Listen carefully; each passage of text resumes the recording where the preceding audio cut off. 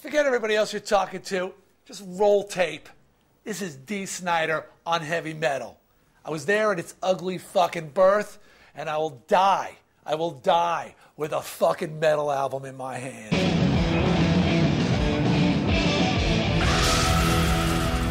Initially, it was the Beatles, the old, not that you would notice it from my music, but, and it wasn't even seeing the Beatles. My father had banned television in our household the year they were on the legendary Ed Sullivan Show appearance. And I just heard about it the next day on the bus stop. I mean, everybody was just talking about it. I was in elementary school.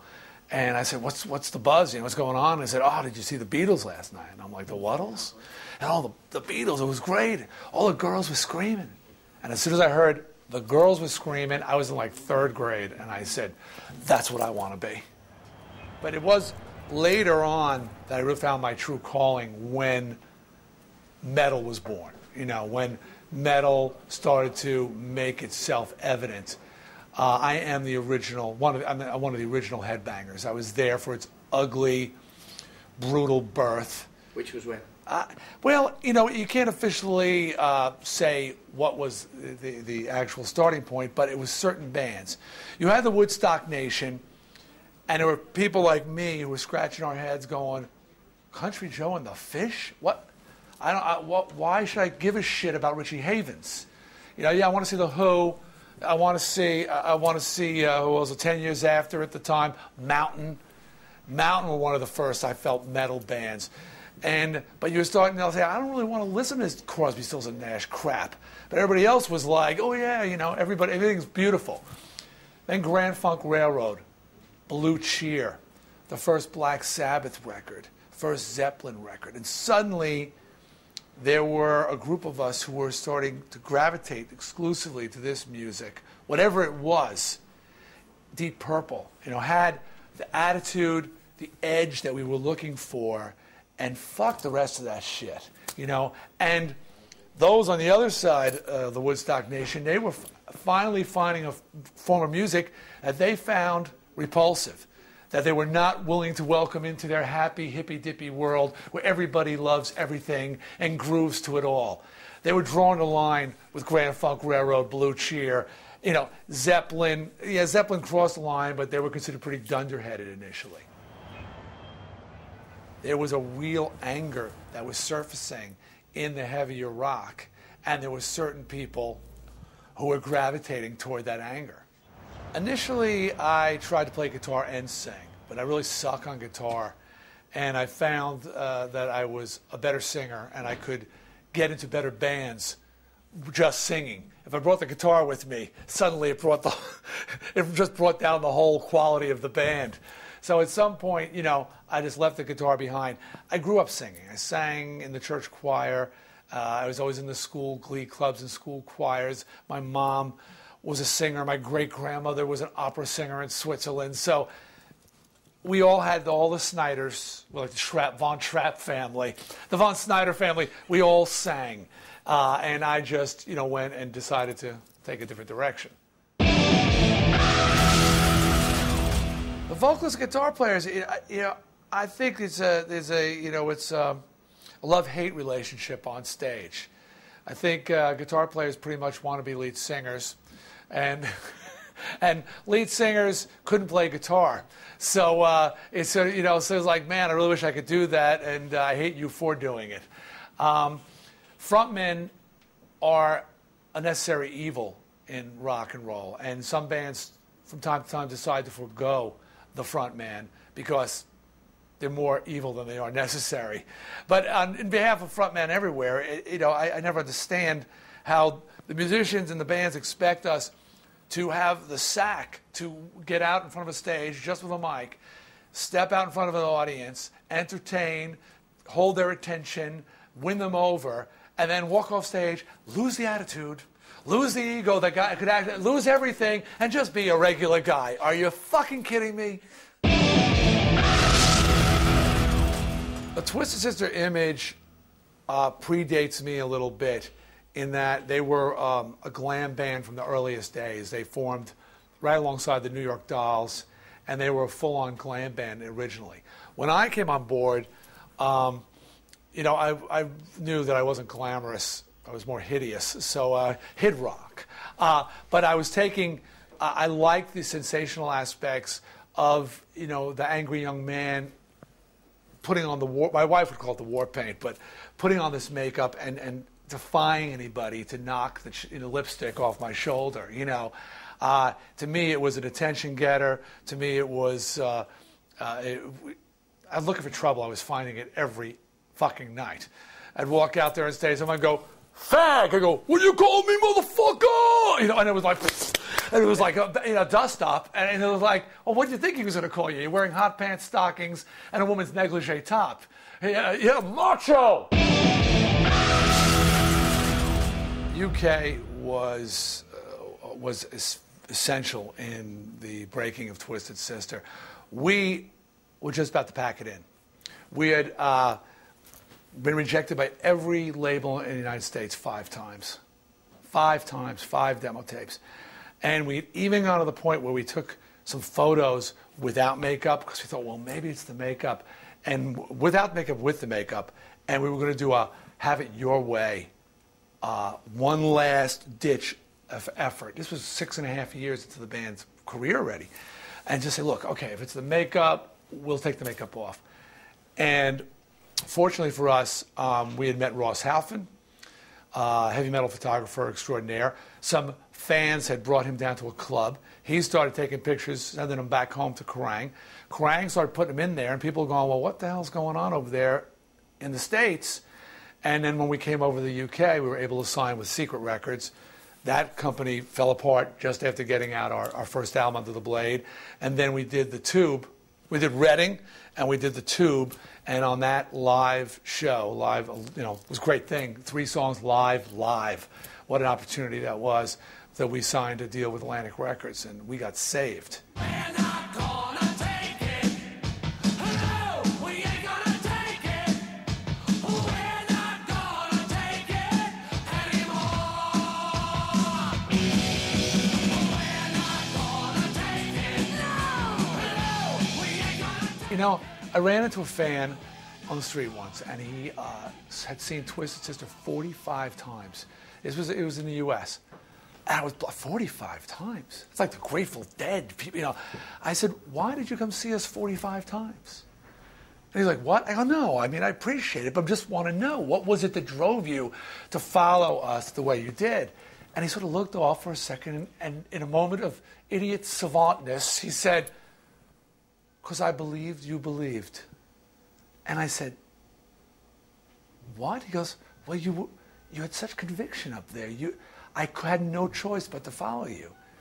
You believed so strongly that you were going to do it, and you were, you know, and we just had to join you. And I kind of got that, you know what I mean? Because I did, you know, and we did. We had conviction. If nothing else, we had conviction.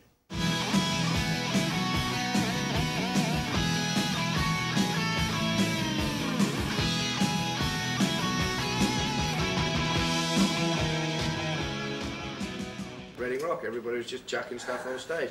You just grabbed a microphone and went, you want to throw stuff at Twisted Sister? We'll fucking meet you out the back. Don't throw stuff at me. I mean, and you meant it. I called them out. Fucking, you know, you offered out the whole I crowd. know, man.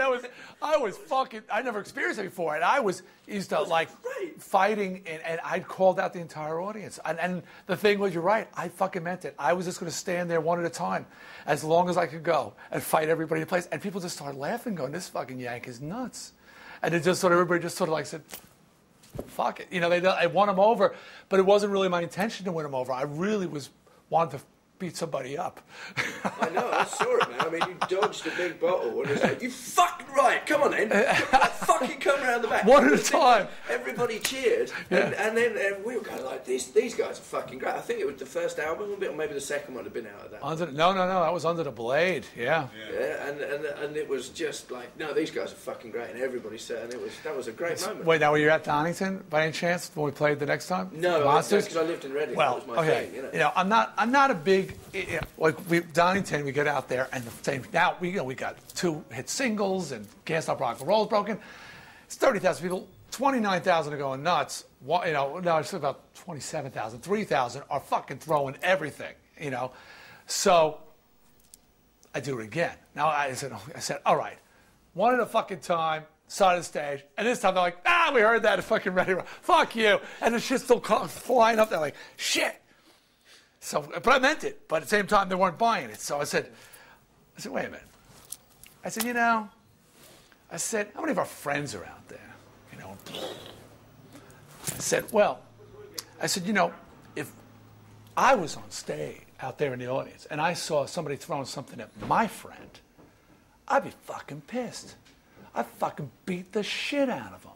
And if he was bigger than me, I'd get a whole bunch of us and take the motherfucker down.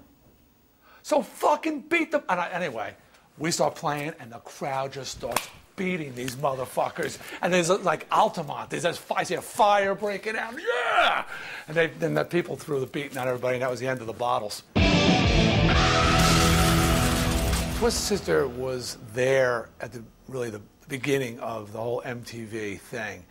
And MTV really helped propel heavy metal in the 80s and helped to bring about that new wave of heavy metal that was happening and really helped move it along and accelerate its growth.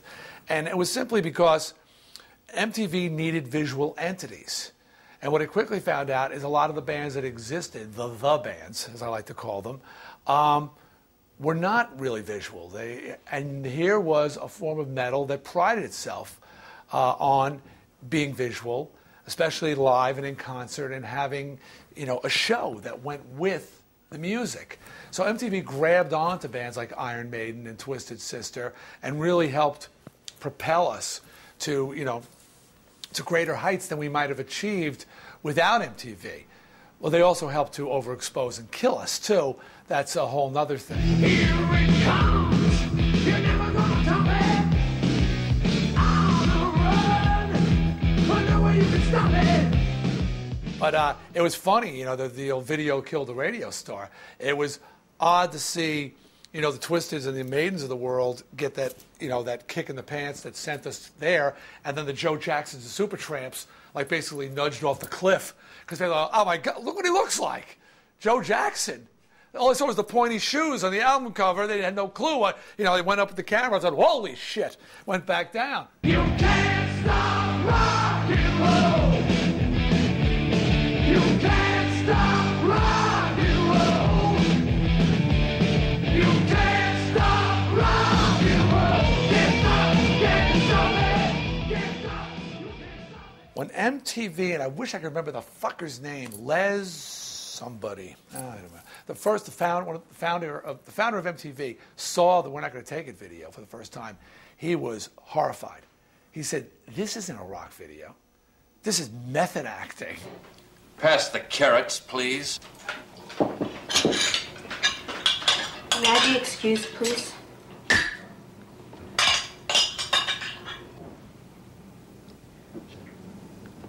Yes, dear.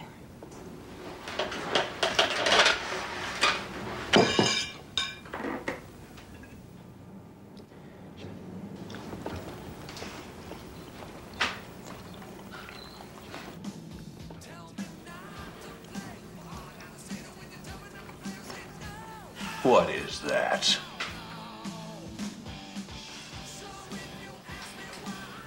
I know what that is. That's music. Douglas, see, please. He's just a child. Don't Douglas see me.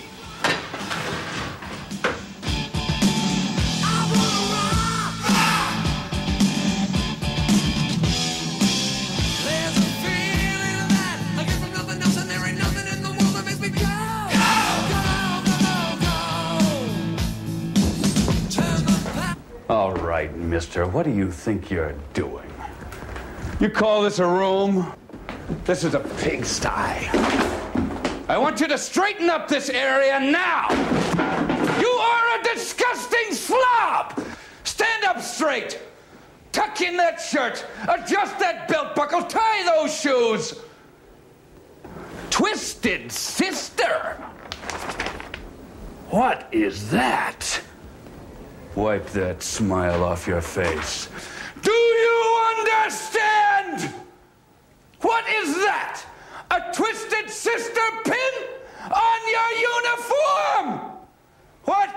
a man are you? You're worthless and weak. You do nothing. You are nothing. You sit in here all day and play that sick, repulsive, electric twanger. I carried an M16 and you carry that guitar. Who are you? Where do you come from? Are you listening to me? What do you want to do with your life? I want to rock.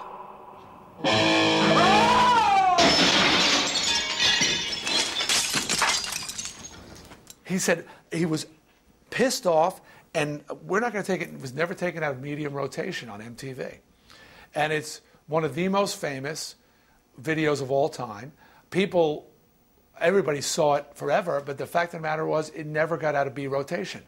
The follow-up on that is that we brought the sequel, I Want to Rock, later that year, and that same head of MTV looked at it and said, now that's a video. What do you think you're doing? Because by that time, he realized he was fighting the tide, and you saw, the Hot for Teacher videos and the Smoking in the Boys Room videos, and even other music forms started emulating the Twisted Sister style of storytelling, and it wasn't just about a concert performance anymore. Twisted Sister? What kind of a man desecrates a defenseless textbook? I've got a good mind to slap your fat face. You are destroying your life with that garbage. All right, Mr. Sister, I want you to tell me, no, better yet, stand up and tell the class, what do you want to do with your life? I want to rock! Well, Twisted gets more respect for its videos than it does for its musical contributions, which kind of bothers me, because ultimately what we did best was perform live, and we're least well known for that. It was our videos, then a couple of rock anthems that broke through to the mainstream, and only the true headbangers know what a great performing entity Twisted Sister was. It's a horrible cycle that happens. You've got to start with my diamond in the pocket theory. When a headbanger discovers a new band, a new entity, they've found a diamond, and they know it's a diamond, and it's in their pocket, and nobody else knows it's a diamond. And we do everything we can to tell the world about that diamond. We wear the patches and we wear the T-shirts. We carve the band's logo on our desktop. We tell anybody who will listen about this diamond, look, it's a diamond, it's a diamond. And then one day, for some reason, people realize, oh yeah, that is a diamond. And they take it out of the fan's pocket and they put it on display, and people line up for miles around to look at the diamond. And that fan who had that diamond in his pocket feels like he's had something taken away from him. He feels abandoned. He did everything he could to get it put on display, and then when it's on display, he goes, oh, fuckers, they're on display. And it happened with me with AC/DC and with Queen as a fan, and it happened for many Twisted Sister fans, people who supported the band in the early days. When it broke through to the mainstream, they just can't handle having their kid brother or that fucking disco asshole liking their band. And then, when the hit singles are gone, your fan base is gone. You've lost the core audience, and it's just a free fall from that point. And you just, because those hit-oriented people, flavor of the month people, they don't stay around past the hit record. As soon as you're done with your hit record, you're out, you're gone. I think that the rebellious aspect of it, the anger, the frustration, the hostility, is essential to heavy metal. But it's also the believability that they believe that you believe it, that you're real. At some point when you're super successful, they have to look at you and go, well, how can you still be this angry? How can you be this mad at the world you've got everything. You've got the world in the palm of your hand. And to be honest, they're right. I remember clear as a bell sitting poolside, $1 million house, 5 cars, 2 boats in the driveway,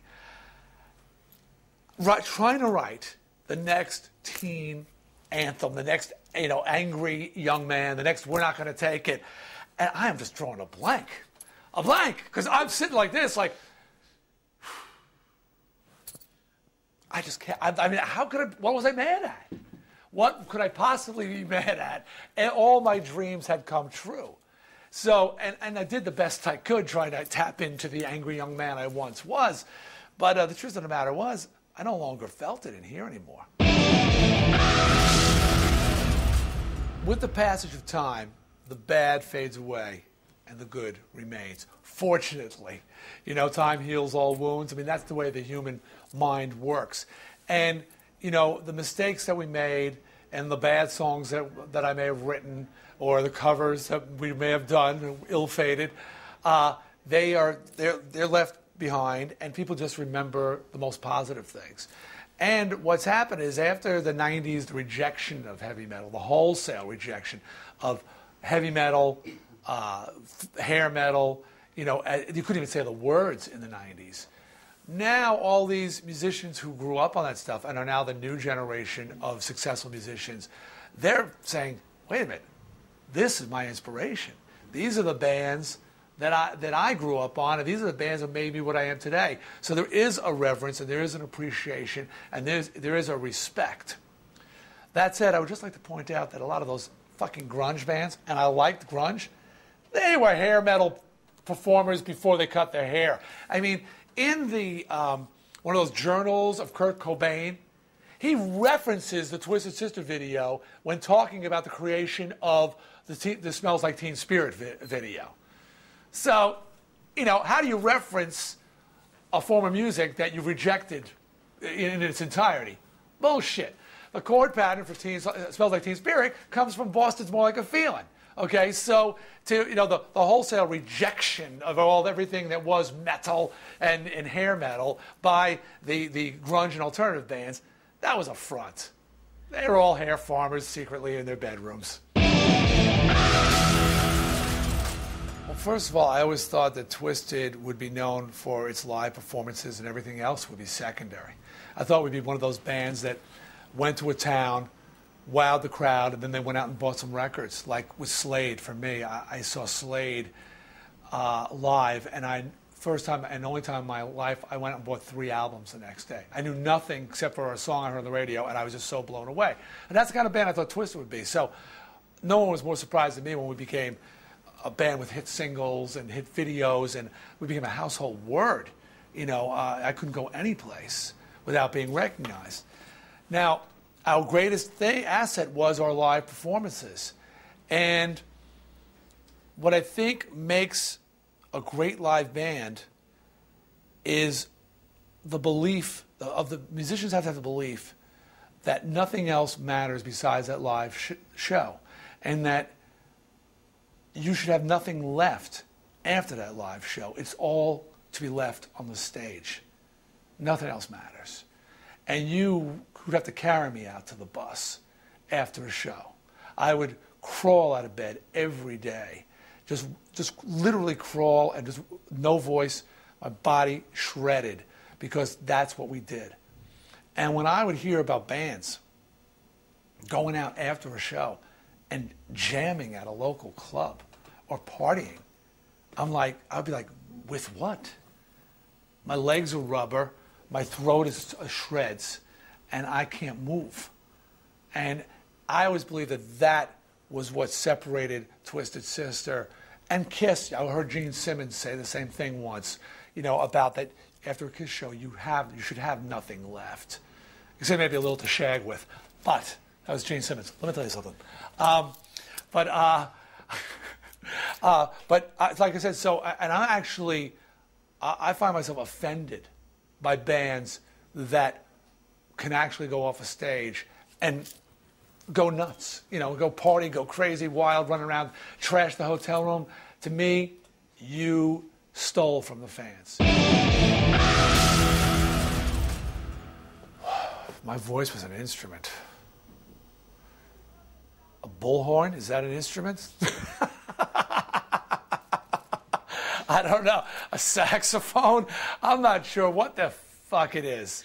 I was a classically trained countertenor prior to my, my heavy metal days, and I just torched my voice singing heavy metal. My choir teacher says she cries every time she hears me because I had this beautiful, pure tenor voice at one point in my life. I don't know. I just always viewed it as more of my voice as more of as a weapon than a musical instrument. How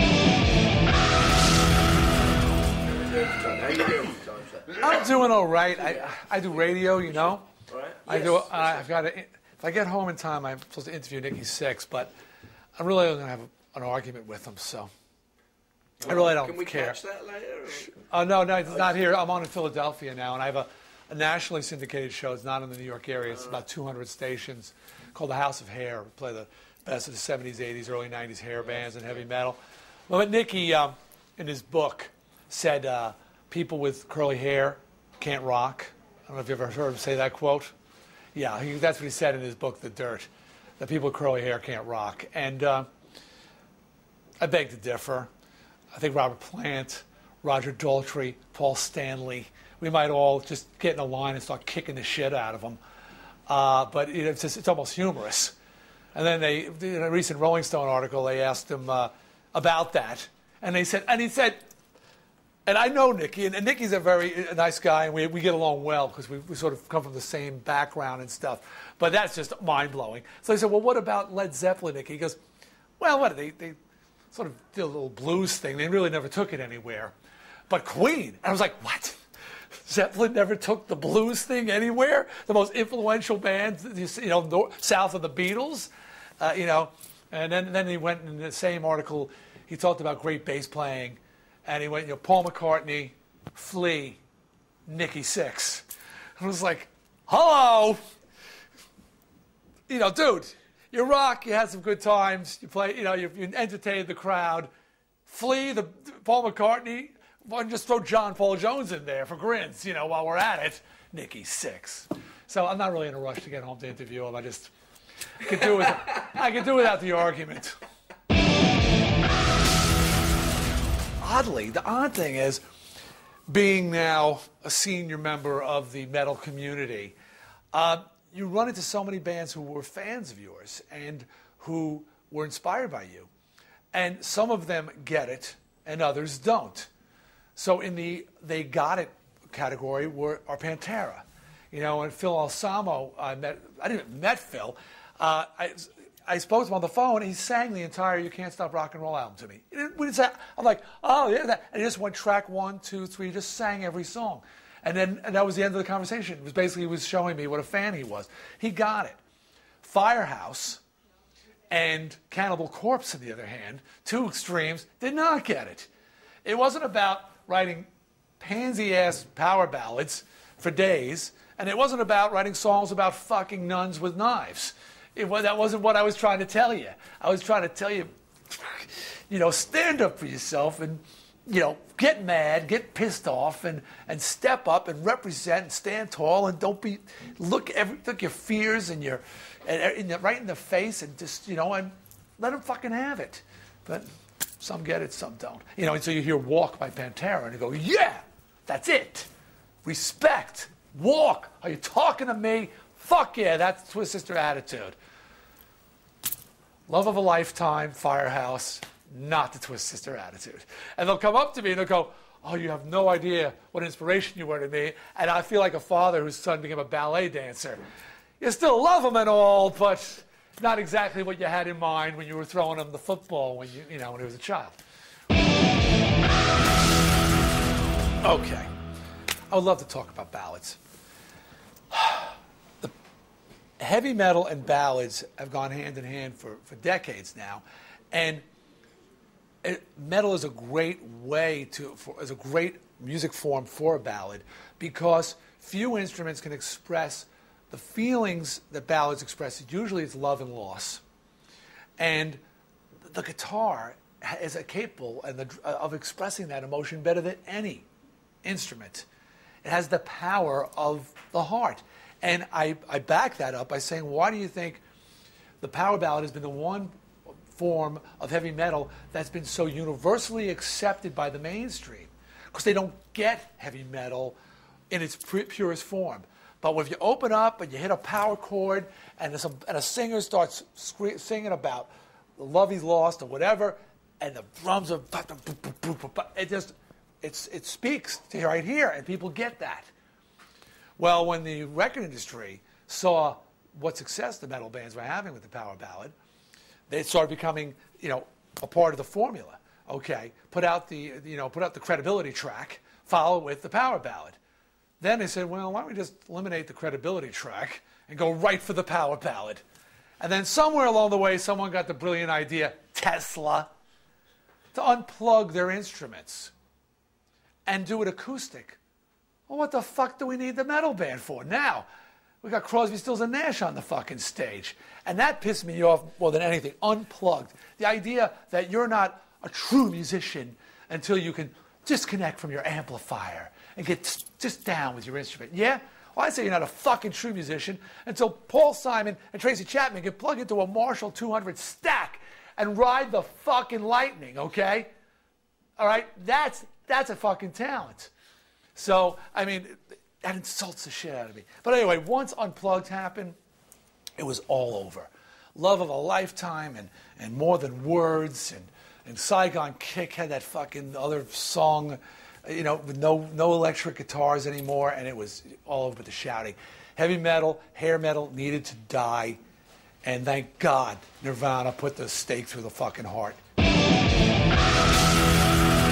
Dee on Metal.